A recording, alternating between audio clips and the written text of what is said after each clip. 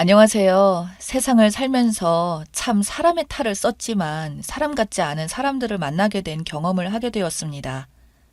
저 같은 경우는 그 대상이 특히 남편의 부모님이라 더욱더 힘이 들었어요. 이런 걸 고부 갈등이라고 표현하죠. 남편과 저는 결혼하기 전 대등한 연애를 하고 만났습니다. 반듯한 직장을 다니던 남편과 평범한 중소기업을 다녔던 저였고, 남편이 월급을 좀 더 많이 받았지만 집안은 저희 집이 훨씬 부자였거든요. 저희 아버지께서는 사업을 하신 지 30년이 되셨습니다. 20대 초반의 젊은 나이에 결혼하시고 저를 가지고서 두 분께서는 정말 안 해본 일이 없이 일을 하셨고, 사업적인 재능에 뛰어났던 아버지께서는 전형적인 자수성가를 한 사람으로 저와 남동생을 키우셨어요. 어머니는 아버지의 사업이 안정되시고 나선 가정주부로 살아오셨고, 제 기억 속에 제가 초등학교 5학년이 될 무렵 집에 반찬이나 집기가 그때부터 바뀌기 시작한 게 기억에 남습니다. 아버지는 사업적으로 머리가 엄청 비상하셨고, 특히 제가 남자친구를 만날 무렵에도 아버지께서는 사업 규모를 크게 늘린 데다가 정신이 없으셨어요.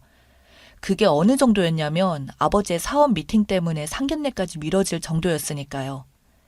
시댁에서도 잘 나가던 저희 친정 부모님의 눈치를 계속해서 많이 봤던지라 사돈 어른이 그렇게 바쁘면 당연히 미루는 게 맞다며, 그때까지만 해도 저희 시부모님이 세상에 둘도 없이 좋은 시부모님인 줄 알았습니다. 학벌이나 직장 어느 것 하나 저보다 뛰어난 아들을 저한테 장가를 보내면서도 우리 며느리라고 결혼도 안 했을 때부터 입에 달고 살더니, 저희 결혼식 때는 이제부터 외동아들만 있던 자기 가정에 새로운 딸이 생겼다고 앞으로는 저를 정말 딸로 생각하면 되겠다고 말씀하셨습니다. 결혼할 때 저희 아버지께서는 제 남편이 참 마음에 든다며 집이고 결혼식비고 거의 다 아버님께서 지원해 주셨어요.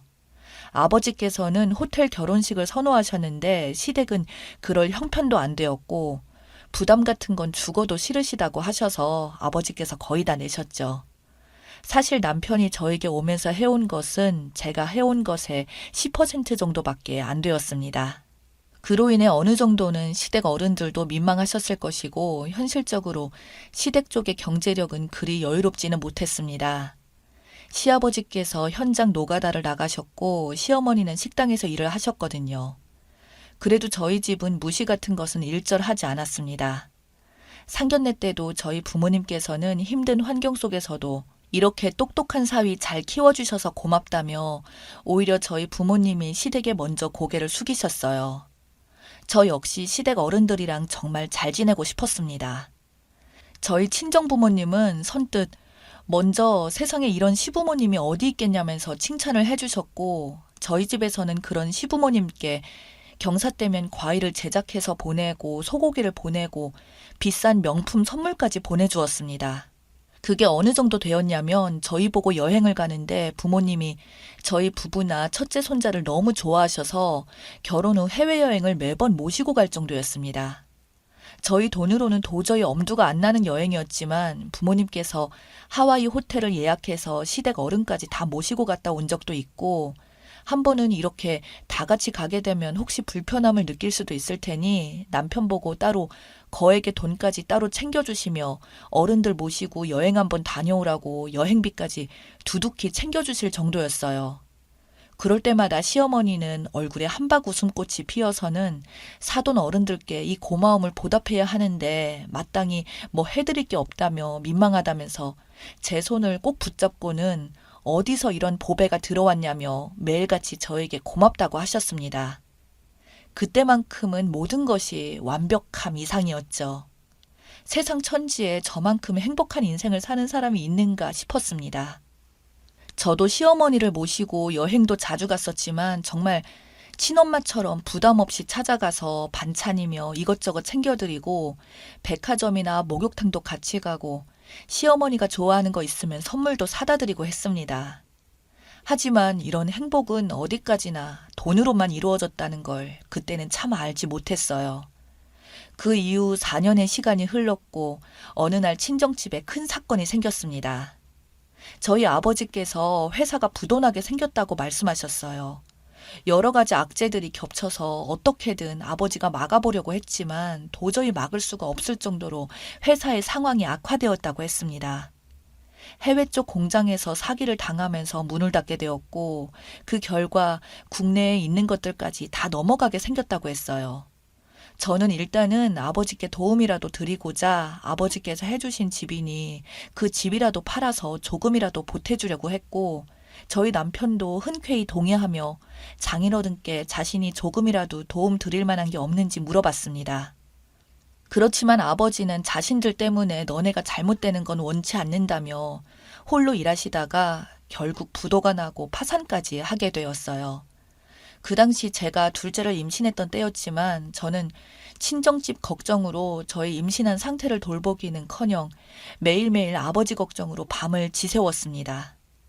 하지만 현실은 냉혹한 게 끝내 아버지의 회사가 부도가 나자 그동안 친부모와 같았던 시댁은 본색을 드러내기 시작했습니다.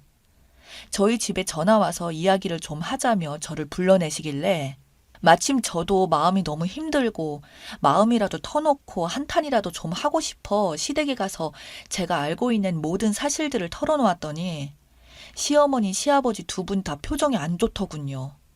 저처럼 너무 걱정돼서 그런 줄 알았는데 대뜸 한다는 소리가 그럼 이번 여름에 다 같이 해외여행 가는 것은 어떻게 된 거냐고 묻더군요. 저는 순간 제가 잘못 들은 줄 알았습니다. 친정집 부도 났다고 말을 했는데 걱정해 주기는커녕 자기들 해외여행 그것도 자기들 돈 단돈 10원도 안 내고 친정집 얹혀서 가는 그 여행이 파토 났다는 걸 걱정하는 모습에 저는 정말 제가 지금껏 알던 분들이 맞나 싶을 정도로 말문이 턱턱 막히더군요. 저는 일단 모르겠다고 아무래도 힘들 것 같다고 말씀을 드리니 시어머니는 한술 더 떠서 자기가 거기 간다고 주변에 얼마나 자랑을 했는데 라고 하시면서 오만 인상을 찌푸리며 하소연을 하더군요. 저도 순간 기분이 너무 나빠서 남편이 곧 돌아올 것 같다는 핑계를 대고는 집으로 다시 돌아갔습니다. 하지만 이 기분 나쁜 일이 여기서 끝이 아니었어요. 그 뒤로 시댁 어른들의 분위기는 180도 바뀌었고 저한테 수시로 부모님이 어떻게 되었냐며 진짜 회사가 파산했냐고 물으시더니 마치 이건 돈을 맡겨놓은 것처럼 따지듯 물어보시더군요. 저도 그런 시부모님의 박힌 태도와 무례한 말투들이 기분이 너무 나빠서 그 이후로 안 찾아가게 되었습니다. 남편도 그런 분위기를 전부 느꼈는지 아니면 시댁에서 한 소리를 들었는지 저보고 미안하다며 한동안 시댁은 안 찾아가는 게 좋겠다고 하더군요. 그로부터 얼마 후 부모님께서 파산하시고는 새롭게 사업을 시작하신다고 해서 저랑 남편이 합의하에 그동안 살던 집을 팔고 남편과 제가 모은 돈을 모아서 친정 부모님께 드렸습니다. 저희 부모님은 박서방한테 부끄럽다며 꼭 다시 성공해서 기필코 갚겠다고 하셨고 남편은 그동안 저희가 받은 게 얼마인데 이러시냐며 주신 것을 돌려드리는 건데 죄송해할 필요도 없고 꼭 다시 일어서면 좋겠다고 말했어요. 그렇게 저희 가족은 주상복합 아파트에서 엘리베이터도 없는 소형 빌라로 이사를 하게 되었습니다. 그랬더니 그 후 시댁에서 전화가 와서는 갑자기 저를 집안 말아먹은 년이라며 어디 공부도 못하던 여자를 흔쾌히 받아줬더니 출가 외인인 줄도 모르고 이렇게 박씨 집안의 재산을 그쪽에 다 퍼주냐며 고래고래 소리를 지르는데 저는 정말 어이가 없더군요. 그래서 까놓고 말해서 그 돈이 왜 박씨 집안 돈이냐고 알고 보면 거의 다 제가 들고 온 돈 아니냐며 따지자 시어머니는 오히려 콧방귀를 뀌시면서 그 집은 부부 공동 명의였고 거기다 자기 아들이 번 돈이면 자기네 집안에서 나는 돈 아니냐며 계속 욕설을 퍼붓고 소리를 지르시더군요. 남편이 퇴근을 하고 돌아와 그 사실을 알고는 시어머니와 대판 싸웠습니다. 제발 염치 좀 있으라고 그동안 저희 가족들이 쓴 돈을 생각하면 이것보다 몇 배는 더 돌려드려야 한다고 말했지만 시어머니는 진짜 막무가내였습니다. 그 뒤로 매일같이 저한테 문자로 욕설을 보냈고 그로 인해 저에게 그 욕설들은 아주 크나큰 스트레스로 받아들여져서 결국 뱃속에 있던 아이까지 잃게 되었습니다. 시어머니는 그것도 모자라서 제가 입원한 병실까지 찾아와서는 남편에게 대놓고 애도 못 낳는 이런 며느리를 데리고 왔냐면서 빨리 이혼하고 좋은 여자 찾자고 했더니 남편은 눈이 확 돌아가서 시댁 어른들을 내쫓았고 정말 이런 식으로 할 거면 평생 얼굴 안 보고 살자고 시댁과 선을 그었습니다. 저도 너무나도 힘든 시기였는데 시댁 어른들의 본 모습을 보고 나니 남편도 너무 힘들어 하더군요. 그 뒤로는 수많은 전화와 협박 문자들에 저도 차단을 하게 되었지만 집에 여러 번 찾아와서 저희는 시부모님들 모르게 이사를 갔습니다. 그러나 경찰을 통해 자식의 소재를 알 수가 있기에 시부모님들은 또 찾아오게 되었고 결국 참다 못한 남편이 오히려 시부모님들에게 정말 계속 이러면 경찰에 신고할 거라고 하자 그제서야 잠잠해지셨어요. 그렇게 5년의 시간이 흘렀고 남편과 저에게는 시댁의 존재는 아픈 상처가 되었습니다. 그래도 저희는 둘째 아들도 낳게 되었고 남편도 열심히 일해서 승진까지 하게 되었습니다.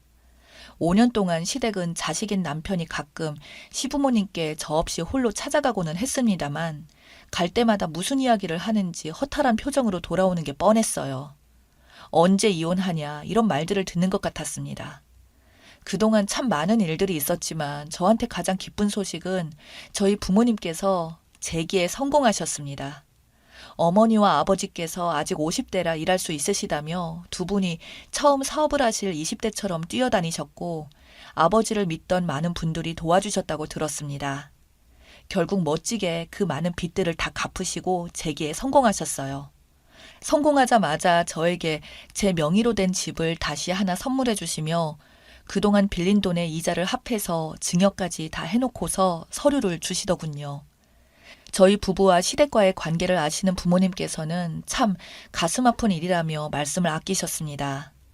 그 뒤 얼마 안 있다가 남편을 통해서 부모님의 재기 소식을 들었는지 시어머니가 저한테 갑자기 전화가 오더군요.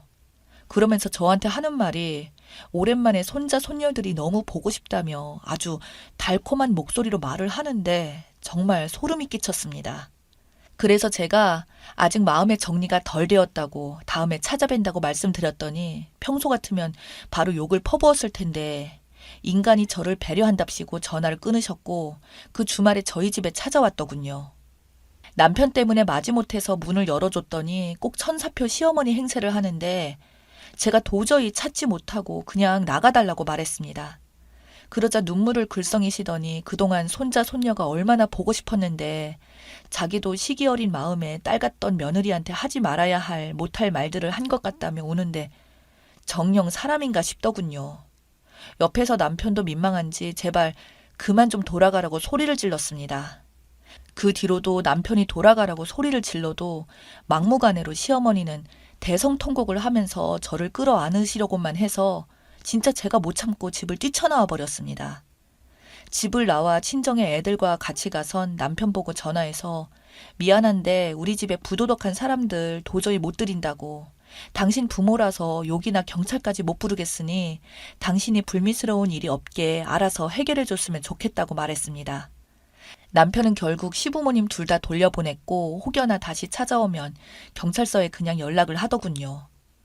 그 이후로 2년이 지나도록 시부모님 얼굴은 한 번도 안 보고 있습니다만 끊임없이 남편을 통해서 만나고 싶다 하는데 지금도 과거에 지독했던 기억들을 떠올리면 정말 평생 안 보고 살고 싶네요.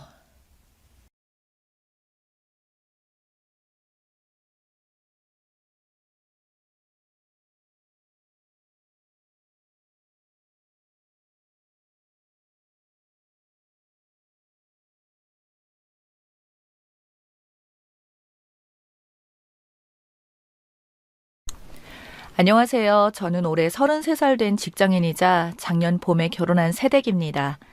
제가 이렇게 사연을 보내게 된 것은 다름 아닌 저희 시어머니 때문입니다. 흔한 고부 갈등이라 생각하실 수 있겠지만 저는 지금 매일이 충격 그 자체거든요. 여러분들이나 여러분들의 주위에도 이런 케이스를 보신 적이 있는지, 있다면 제가 어떻게 이 상황을 해결해 나가면 좋을지 조언을 구하고 싶어서 이렇게 이야기를 적어봅니다. 저와 남편은 연애 기간이 꽤 길었어요. 첫 만남부터 연애까지는 한 달이 채 걸리지 않았고 연애 시작부터 결혼까지는 5년이라는 청춘이 가득 담겨 있었죠. 강산이 변할 정도로 긴 시간 동안 저희는 큰 싸움 없이 항상 서로를 보듬어주면서 예쁘게 만났던 커플이었어요. 그리고 연애 기간이 길었던 만큼 3년 차부터는 서로의 부모님과도 자리를 종종 가졌었는데 저는 그 식사 자리가 전혀 부담스럽지 않고 오히려 기다려질 만큼 설레었어요. 불편할 수밖에 없는 자리인데 왜 그랬냐고요? 당시 남편의 부모님이 너무나도 좋은 분들이었거든요. 첫 만남 때부터 시부모님은 정말 남달랐어요. 특히 어머님이요. 안녕하세요, 어머님. 오빠 여자친구 은영이에요. 아이고야, 네가 은영이구나. 이제 고작 인사 한마디 나눴는데도 벌써 네가 아깝다며 첫인사를 나누자마자 저를 빵 터트리셨어요. 제가 좋아하는 농담만 쏙쏙 골라 하시고 은근슬쩍 저를 띄워주시는 센스까지 겸비하고 계시더라고요. 정말 인간적으로 닮고 싶은 성격을 가지셨다는 생각이 들었으니까요. 저는 정말 예의나 가식이 아닌 진심으로 배를 잡고 있기에 바빴을 정도로 그 자리가 즐거웠어요. 그러다 보니 연애 시절에도 줄곧 자주 찾아뵙고 같이 여행을 가기도 했고 가끔은 오빠 부모님 댁에도 잠도 자고 오고 그랬어요. 정말이지 친딸보다도 더 딸처럼 지내왔던 거죠. 물론 당시 남편에 대한 사랑과 믿음도 정말 컸지만 무엇보다도 그의 가족들까지 이렇게 마음에 든다는 게 제겐 정말 큰 부분이었어요. 연애는 단 둘만의 이야기일 수도 있어도 결혼을 하고 나면 서로의 가족들이 개입되어 별의별 문제가 다 생긴다고들 하잖아요. 저는 그런 점이 솔직히 많이 걱정되고 무서웠던 편이었는데 이렇게 좋으신 분들이 시댁 식구가 될 거라고 생각하니 정말 걱정이 하나도 되지 않더군요. 그래서 더욱 기쁜 마음으로 지금의 남편과 결혼을 준비하게 되었어요. 많은 분들의 축복 속에 결혼식을 올리고 달콤한 신혼생활도 잠시 일주일 후에 그만 아버님께서 급성 심근경색으로 돌아가시게 되었어요. 주변 분들은 좋은 일이 있고 나서 이게 무슨 날벼락이냐며 무척 당황했죠. 아버님의 갑작스러운 죽음으로 어머님은 우울증에 시달렸어요. 급기야 정신과에서 상담도 받으시고 수면제 없이는 잠도 제대로 못 주무셨어요. 이렇게 힘들어하시는 어머님을 위해 저와 남편이 신경을 많이 썼어요. 매일같이 전화로 안부를 묻는 건 기본이고 주말이면 기분 전환 하시라고 가까운 공원에서 산책도 하고 맛집을 검색해 맛있는 음식도 사드렸죠. 이렇게 하루하루 시간이 지나면서 어머님의 우울증도 많이 좋아지고 있는 게 보였어요. 그리고 저희 부부에게 찾아온 축복의 선물. 벌써 임신한 지 석 달이 다 되어 갑니다. 그런데 임신과 동시에 입덧이 너무 심해서 음식 냄새만 맡아도 역겨웠어요. 음식을 먹으면 모두 토했죠. 정말 내 몸 하나 건사하기 너무 힘들었어요. 그러면서 자연스럽게 어머님께 전보다 전화도 많이 못 드리고 찾아뵙는 것도 전부 줄어들게 되었죠. 그래도 누구보다 아이의 임신 소식을 함께 기뻐해 주셨던 어머님이시기에 이해해 주시리라 믿었죠. 어느 주말처럼 입덧에 힘들어하며 남편과 함께 늘어지게 잠을 자고 있는데 아침 6시쯤 인터폰이 울리더라고요. 처음에는 택배기사님이겠거니 생각하고 잠을 청했는데 계속 인터폰이 울려서 나가봤어요. 그런데 인터폰 모니터에 어머님의 모습이 보이지 않겠어요? 전화 한 통 없이 말이죠. 이런 아침에 오신 것도 무척 당황스러웠지만 입덧으로 치우지 못한 집안 꼴을 보여드려야 된다고 생각하니 어떻게 해야 할지 몰랐어요. 그래도 며느리가 입덧으로 힘들어하니 이런 상황은 이해해 주시리라 믿었죠. 그런데 이런 저의 바람과는 다르게 어머님은 들어오시자마자 잔소리를 늘어놓기 시작하셨죠. 은영이 너 아무리 입덧을 한다고 해도 집안꼴이 이게 뭐니? 싱크대 설거지는 왜 이렇게 쌓여있고? 그러시면서 갑자기 냉장고 문을 열지 않으시겠어요? 도대체 남편 밥은 차려주니? 요즘 입덧으로 음식은 거의 나가서 먹거나 시켜 먹고 있는 상황이어서 냉장고에 거의 반찬이 없거든요. 집안 구석구석을 살피시며 어머님의 잔소리는 끝이 날 줄 몰랐죠. 항상 저를 많이 예뻐해 주시고 이해를 많이 해주시는 어머님이셨기에 그날의 모습은 무척 낯설고 내심 서운했죠. 남편이 할 수도 있는 일들인데 홀몸도 아닌 저를 콕 집어서 야단만 치시니 좀 억울한 생각까지 들었어요. 이런 일이 있고 나서 일주일쯤 지난 후 어머님은 가슴에 통증이 있다며 병원에 입원을 하셨어요. 전부터 조금씩 느꼈던 감정이었지만 그렇게 병원에 입원하시고 얼마 지나지 않아 어머님에게서 자꾸 낯선 느낌이 들기 시작했어요. 처음에는 요즘 컨디션이 많이 안 좋으셔서 예민해진 거겠지 하고 생각하고 넘겨버린 적이 많았는데 자꾸 이상한 상황이 반복적으로 시작되더라고요. 어느 날 밤에는 이런 문자가 온 적이 있어요. 너는 어째 결혼 전보다 결혼 후가 더한 것 같다. 어머님에게 온 문자 한 통. 심지어 평일에 대뜸 그것도 밤 12시를 넘긴 시간에 갑작스럽게 문자 와서 그런지 처음에는 아차 싶더군요. 평소에 이런 말 자체를 안 하시던 분인데 뭔가 많이 불편하신 건지 저는 그 문자를 받자마자 다음날 오전 반차를 쓰고 어머님을 뵈러 갔어요. 어머님, 저 보고 싶으셨구나. 은영이 왔어요. 힘든 입덧에도 잔뜩 애교를 부리며 찾아갔는데 어머님은 표정 하나 변하지 않으시더라고요. 뭔가 나한테 단단히 섭섭한 게 있으신가 보다라고 생각하던 찰나에 어머니가 창문 밖을 응시하면서 말씀하셨어요. 너 우리 집 돈 없다고 네 남편 무시하고 그러면 안 된다. 정말 황당했어요. 갑자기 그게 무슨 소리인지, 내가 언제 무시를 했다고 남편 이야기를 하는 건지, 게다가 저런 싸늘한 표정과 말투는 뭐지? 제가 놀라서 어버버 거리는 사이에 황당하게도 어머니는 이만 나가보라고 하시더군요. 그런 모습에 적응이 안 된 저는 몇 마디 더 말을 붙여봤지만, 됐고 오늘은 더 할 말 없으니 회사로 가봐라 라는 차가운 말만이 제게 들어왔어요. 황당했죠. 차가운 표정과 이해되지 않는 말을 듣고 저는 병원에서 나오자마자 남편에게 전화를 걸었어요. 어머니가 이러이러한 소리를 하시는데 갑자기 무슨 일이냐고, 혹시 어머니랑 뭐 얘기한 거라도 있냐고 물었죠. 그런데 남편이 한참을 머뭇거리더니 설명해 주더군요. 아, 내가 뭐 엄마한테 네 욕이라도 했겠어. 그런 건 절대 아니고, 사실 우리 결혼하고 나서부터는 엄마 병원비가 내 월급에서 빠지고 있거든. 애초에 이런 식으로 말하려던 건 아니었는데 당신이 물어보니까 지금 말하게 되었네. 미안해.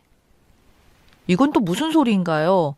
물음표에 물음표가 줄줄이 이어지는 기분이었습니다. 하지만 저는 애초에 궁금했던 어머니의 이야기부터 다시 재차 물었죠. 뭐? 병원비? 일단 그건 그렇고 어머니 반응이 대체 왜 그런 거야? 아, 그건 사실 우리가 요새 대출 때문에 소비도 많이 줄이고 있고 형편이 여유롭지 않잖아. 그래서 며칠 전에 엄마한테 내가 전화해서 이제 병원비 전체 말고 반 정도만 도와도 괜찮겠냐고 물었거든. 근데 그걸 엄마는 네가 중간에서 뭐라 했다고 혼자 생각했나 봐. 그럼 지금 어머니는 내가 중간에서 병원비 그만 붙이라고 오빠에게 말해서 오빠가 시댁에 전화했다고 생각하시는 거야? 오빠 이러려고 월급 관리 따로 하자고 한 거야?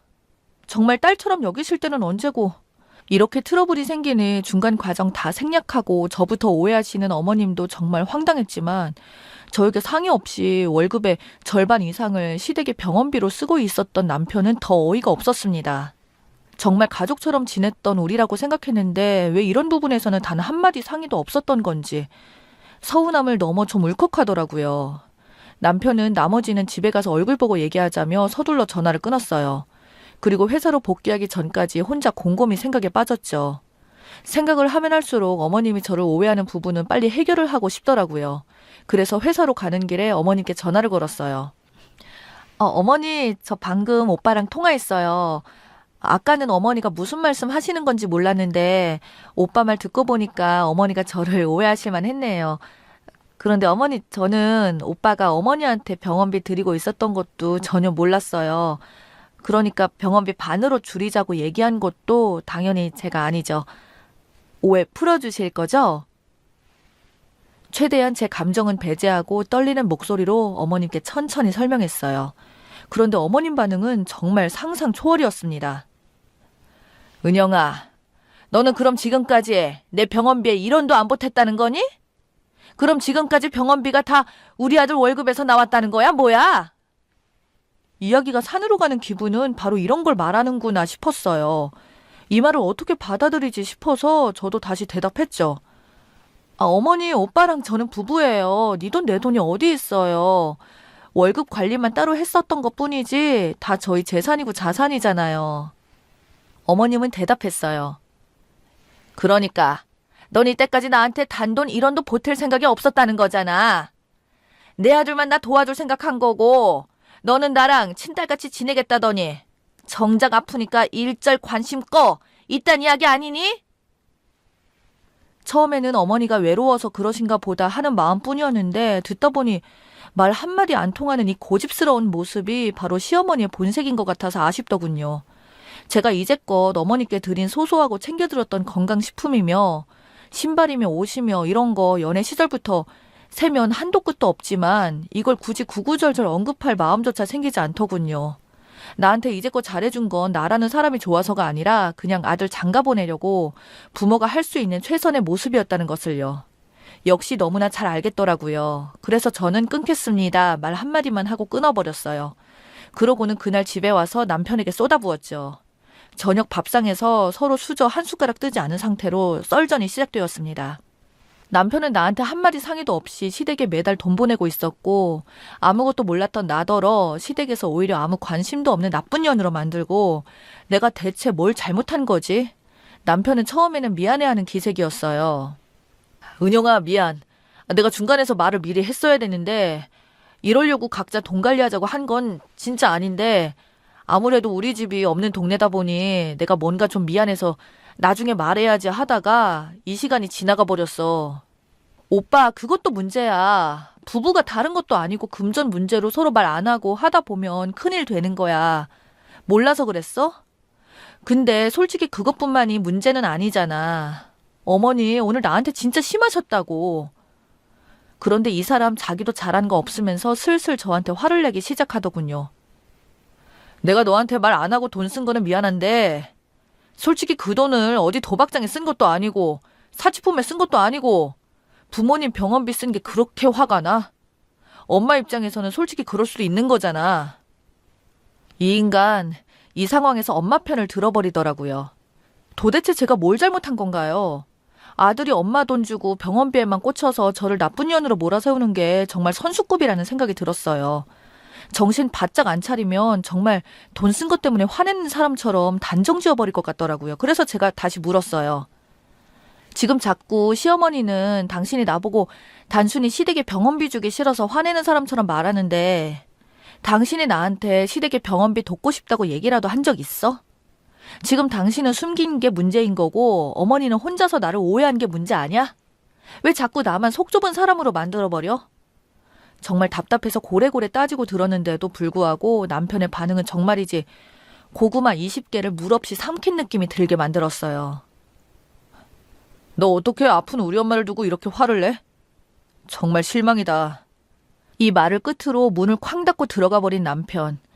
저는 이미 모든 걸 다 설명했는데도 불구하고 저런 반응이 되돌아온다는 것은 더 이상 이해시키려고 더 노력할 가치도 없다는 것과 같다는 걸 느꼈어요. 바람을 피워서 폭력을 써서 도박을 해서 이혼을 하는 게 정말 이런 예상치도 못하는 순간에 모든 감정의 씨앗이 말라버리는 기분이 들더군요. 그 어떤 설명도 하지 않고 그 어떤 대화도 기다리지 않고 있어요. 물론 남편한테도 어머님께도 먼저 전화가 온다거나 대화를 걸어오지도 않고 있고요. 이렇게 말 그대로 저는 냉전 중에 있습니다. 저는 제가 먼저 사과할 일은 절대 없을 것 같거든요. 이 상황이 생각보다 오래 지속되면 이혼할 생각이 충분히 있는데 이런 제가 독한 건가요? 여러분들의 생각과 조언이 정말 절실히 필요합니다. 친구들은 이 일화를 들으면 그냥 사과하고 넘어가라, 부부 사이에 흔히 있는 해프닝이라는 식으로 충고하는데 전 정말 쎄한 기분이 심하게 들었고 남편과 어머님의 정이 뚝 떨어진 느낌이라서 더 이상 뭘 어떻게 해야 할지 모르겠습니다. 긴 이야기 들어주셔서 감사합니다.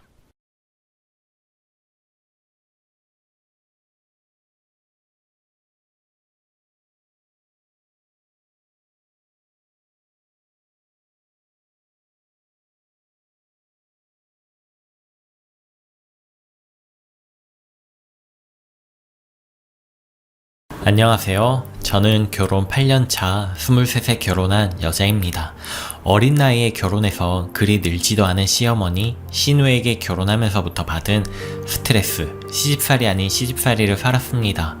가운데서 방패 못 치고 그저 우리 누나, 우리 엄마 하는 신랑 덕에 말이에요. 아이가 잠들면 혼자 크게 음악을 듣는데 저의 스트레스를 푸는 유일한 일이었고 낙이었습니다. 남편은 은근히 가부장적인 면이 있어서 여자는 시댁에 잘해야 하며 나이 어린 사람은 자기보다 연장자에게는 무슨 일이건 이해해줘야 하고 가능하다면 맞벌이도 해야 하며 육아와 집안일도 완벽하게 해야 한다고 주장하는 그런 남자입니다. 물론 결혼 전엔 정말 아예 몰랐죠. 이런 생각의 소유자라는 것을요. 신혼 때도 크게 못 느끼다가 점점 드러나기 시작하더라고요. 시아버지와 시어머니는 이혼을 하셨습니다. 형제 중 둘째였던 시아버지는 시 큰 집으로 명절을 새러 가고 거기에 가서 제가 일하는 거를 당연하게 생각하셨죠. 남편도 자기도 매년 갔다면서 우기며 가서 일해야 한다더니 웬걸 결혼 이후 첫 명절에 갔더니 야, 이게 얼마만에 명절에 보는 거냐, 너 군대 간 이후로는 처음이지?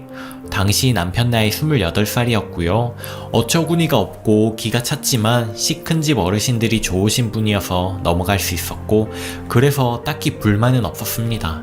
시어머니는 남편과 결혼할 때쯤 다른 분과 동거를 하셨고 혼인신고를 하셨는지 아닌지는 잘 모르겠습니다. 하지만 너의 시댁은 여기다 라고 생각하시는 분 같았죠. 시 큰 집에 들렀다가 명절 오후면 시어머니께 들렀고, 걸어서 10분 거리 옆 아파트에 친정이지만 출가 외이니 어디 친정에 갈 생각을 하느냐, 친정 식구들과도 발길을 줄이는 거란다 라고 이야기를 하시더라고요. 바보 같은 남편은 구경만 하더라고요. 그래서 명절에 단 한 번도 친정에 가본 적이 없네요. 명절이 끝나고 그냥 어차피 가깝기에 저 혼자 아이를 데리고 들렀을 뿐이었죠. 남편이 가지 않는 것에 대해 제가 매우 기분 나빠했고, 남편은 돈으로 때운답시고 그럼 장모님께 100만원 드리라길래 그냥 그걸로 쇼부를 쳤습니다. 잘나신 대단한 사위도 아니고 내 부모 나만 효도하면 그만이지 하는 생각으로 합리화하였죠. 나중에 시어머니가 그 사실을 아시고 팔팔 뛰었지만 남편이 그럼 처가 간다고 했더니 그건 또 안 된다며 잡고, 그 이후로는 꾸준히 돈 주는 것은 괜히 버릇된다며 어떻게든 안 된다고 남편에게 설득을 하시더라고요. 하지만 이 부부는 남편도 굳건하게 매해 먼저 챙겨주네요. 처음에는 정말 울기도 많이 울었습니다. 시어머니랑 같이 사는 동거남이 시아버지 행세를 하며 며느리 하며 허구한 날 술 마시고 술을 권하기도 하고 자기 기분 나쁘면 훈계하고, 덩달아 신랑보다 한 살 많은 신우까지 합세해서 그 동거남에게 아빠 하는 거 보면 콩가루도 이런 콩가루 집안이 없는 듯해요. 시아버지가 버젓이 살아 계시는데도 말이죠. 본인은 손이 신우이니 형님하며 깍듯이 모시라고 하지를 않나 어른을 대하는 마음으로 대하라는 둥 대접받고 싶어 하는데, 하는 행실을 보면 기가 찹니다. 툭하면 자기 기분대로 남편에게 뭐라 하고 정신병, 미친, 또라이 이런 말들을 서슴없이 하고, 시어머니도 마찬가지이지요. 딱 전형적인 옛날 시골 할머니들 같은 스타일이랄까요? 아기 낳을 때 남들보다 커서 4.2kg에 태어난 아들, 자연분만이라 해연부 깨매고 거의 앉지도 못하는데 시어머니랑 신우가 병문안 와서는 바닥에 앉으라는 거예요. 어른이니 우리가 침대에 앉고 넌 바닥에 앉으라고. 당시에 정말 아예 앉지도 못했거든요. 옆으로 팔 개고 누워서 남편이 밥 떠주면 먹고 있는 상태에서 말이에요. 당연히 임산부 방석도 없었고 마침 남편은 잠시 나간 상태였고 너무 아파서 인상을 찌푸리니 표정이 왜 그러냐고 둘이 돌아가면서 한마디씩 하고 가버리더라고요. 어찌나 울었던지 결국 덧나서 한참을 고생했죠. 그리고는 정말 시댁에 정이 다 떨어졌습니다. 아이가 100일 지난 뒤로는 일주일 중 4일은 시댁에 가 있는 일이 다반사예요. 5살 된 올해 초까지도 말이에요. 남편은 내 앞에선 시어머니 편, 시어머니 앞에서는 내 편을 들어서 저랑도 싸우고 시어머니랑도 싸우고 파국을 만들어버리죠. 그걸 또 저한테 와서 시어머니랑 싸웠다, 너 때문이다 라는 뉘앙스로 이야기를 합니다. 조금만 중간에서 잘해줘도 좋을 텐데 이럴 때 보면 정말 멍청하고 미련한 것 같습니다. 여하튼 이런 비슷한 시댁 갑질의 이야기들은 여기저기 많은 것 같습니다. 저도 크게 다룰 바 없었고 친정엄마 속상할까봐 말도 못 꺼내고 혼자 가슴앓이 앓듯 그렇게. 그러다 꼴통 신우가 작년 초에 결혼을 했어요. 술 먹으면 개가 되고 쌍욕은 기본이고 자기가 실수하면 염치 없어 하면서 숨어버리는 그런 여자입니다. 사과하는 법도 없이 어물쩍 넘어가 버리죠. 그저 나이에 비해 여기저기 고쳐놔서 상태가 나쁘진 않아서인지 나이 좀 있는 남자가 덥석 데려가더라고요. 시어머니는 신이 나셨죠. 작년 추석 시큰집 갔다가 아침에 제사 드리고 바로 시어머니 집에 넘어와 있는데 애는 언제 오느냐며 전화를 자꾸만 거는 시어머니. 저녁이 돼도 연락이 없던 신우가 전화가 왔습니다. 아주버님이 집안에 제사가 많고 장손에 뭐 그런 집안이라고 일도 많은 데다가 며느리라곤 딱 하나 신우뿐이라 명절 당일이 지나가도 친척 어른들이 많이 오시고 계속 발걸음이 끊이지 않아 갈 수가 없다는 것이었죠. 시어머니가 난리가 나셨더라고요. 어디 그래도 친정을 안 보내느냐, 너는 귀한 집 자식이 아니라니 어쩌고 저쩌고 하는데 제가 앞에 있는데 말도 잘하시더라고요. 그냥 빤히 바라보았죠. 어찌나 꼬시던지. 비집고 나오는 웃음을 참기가 힘들어서 방에 들어가 숨죽여 웃고 나왔습니다. 결국 추석 명절이 다 지나도록 신우는 오지 못했고 올해 설날도 마찬가지였습니다. 작년 추석 이후 남편과 아이 데리고 시어머니 집에 가면 그렇게 궁시렁대면서 딸 오지도 못한다고 애를 태우시더라고요. 그동안 저한테 하시던 것도 떠오르고 부하가 치밀어 마음속에만 있던 말들을 해버리고 말았네요. 여자는 결혼하면 출가 외인인데 어디로 올 생각을 해요? 어머니가 말씀하신 거고 형님도 그렇게 생각했는데 딸이 결혼하고 본인이 겪어보니 마음이 달라지시나 봐요. 사람은 참 간사한 것 같아요. 라고 생각만 하고 있던 말이 터져버리고 말았습니다. 시어머니 얼굴 완전히 빨개지시고 남편을 서둘러 집에 가자 하고, 하지만 저는 10년 묵은 체중이 가라앉는 그런 통쾌함을 느끼고 말았습니다. 그때부터였습니다. 시어머니는 남편에게 너무 자주 오지 않아도 된다고 넌지시 자꾸 이야기했고, 남편도 은근슬쩍 내 생각 해주는 척 가지 말자고 하는 거죠. 왜 그러냐며 아이가 할머니 보고 싶어 하니 더 가자 하고 2달 정도는 친정도 못 가고 일부러 일주일 내내 갔습니다. 시어머니가 안 반가워하는 게 보이더라고요. 그 사이 신우가 한번 오려고 전화 오는 거 제가 잽싸게 받아서 말했습니다. 여자가 시집가서 어디 친정 올 생각을 하시느냐고. 형님 그 나이 되도록 음식도 잘 못하고 소질도 없으신데 시댁 가셔서 많이 배우시라고. 제사도 많으면 많이 도와드리고 해야 할 것 같다 했더니 씩씩대다가 전화를 끊더라고요. 두 사람이 애가 타는 게 보이는데 얼마나 꼬시던지 남편도 안절부절 못하더라고요. 어느 날은 너 일부러 누나 못 오게 그러냐고 화내듯 이야기하길래 무슨 말이냐고, 아이가 할머니 보고 싶어 해서 가는 거지. 그리고 당신도 그간 꾸준히 봤으니 잘 알지 않느냐고. 여자는 출가 외인 어디 친정에 자주 오려 하냐고, 그건 그 집안의 신념 같은 거 아니냐 했더니 에이 하더니 나가버리더라고요. 그렇게 시누이는 결혼하고서는 거의 집에 못 왔죠. 그리고 올해 초 저는 설날에 시댁에 선포하고 왔습니다. 앞으로 명절에 남편만 올 거고 아이도 올 일 없고 저도 안 오겠다고. 시어머니 얼굴이 불그락 푸르락, 남편도 벙쪄서 저만 바라보더라고요. 그래도 그건 아니라며 남편이 먼저 이야기하기에 그러냐고, 그럼 어머니하고 같이 사시겠냐 했습니다. 제가 아저씨까지 잘 모시고 살 테니 같이 사시겠냐고. 출가 외인은 시어른 모시며 사는 거 아니겠냐 했더니 같이 사는 건 불편하고 자기는 자기 식구 아니면 불편해서 못 산다고 거절하시더군요. 그럼 저는 안 오겠습니다 했더니 집안 교육까지 들먹이며 욕을 한바탕 하시는 것을 등 돌리고 집에 왔습니다. 이후 둘째를 낳았는데 보러 오시지도 않으시고 그렇게 지나가다가 신우가 아이를 낳는 날이 오고 말았죠. 벼르고 벼르던 날이었습니다. 친언니한테 같이 가자고 해서는 똑같이 바닥에 앉혔습니다. 친언니가 나이가 신우보다 더 많으니까 신우는 해운부 방석이 있어서 거기 앉긴 했는데 그래도 힘든지 비스듬히 앉았길래 형님 반듯하게 앉으세요. 윗사람 계시는데 예의 아니에요 하고는 반듯하게 세워 앉혔습니다. 나중에 시어머니가 남편한테 난리를 치시며 전화가 왔는데 남편이 그래서 그때 그 사람도 얼마나 고생한 줄 아느냐며 뭐라 해주더라고요. 전화 끊고 저한테도 화를 내긴 했지만 기분이 얼마나 좋던지요.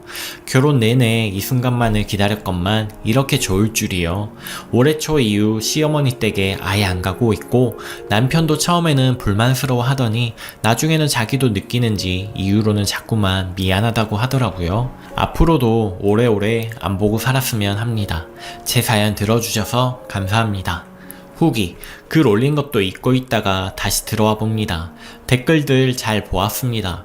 멍청하게 이혼도 안 하고 그러고 있네. 갑자기 그런다고 신우랑 시어머니가 따르느냐 등등.